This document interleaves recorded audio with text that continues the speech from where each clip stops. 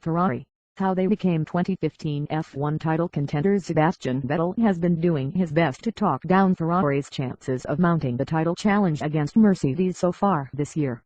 The German says there is still a bit of a gap between the two teams and that it will take a while before we are a decent match. But Vettel is kidding no one, least of all Mercedes. Ferrari have been a serious threat at each of the last 3 races, beating them at 1. They have finished on the podium at all 4 Grand Prix so far this season, and Vettel's teammate Kimi Raikkonen split the Mercedes drivers in the last race in Bahrain. "We didn't see it in pre-season testing or at the first race," says Mercedes F1 boss Toto Wolff.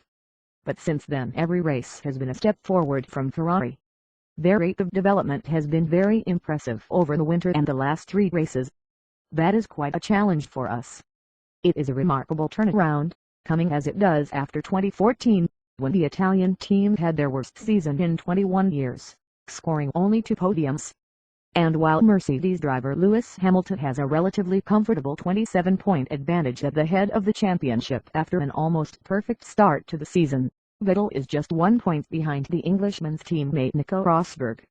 So how have Ferrari gone from also-rans to title contenders in the space of a few months? How much have Ferrari improved?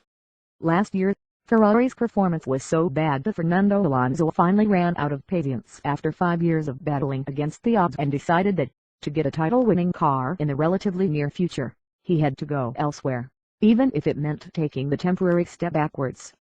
In hindsight, Alonso's decision was clearly a mistake. But it's not hard to see where the Spaniard, now at struggling McLaren Honda, was coming from.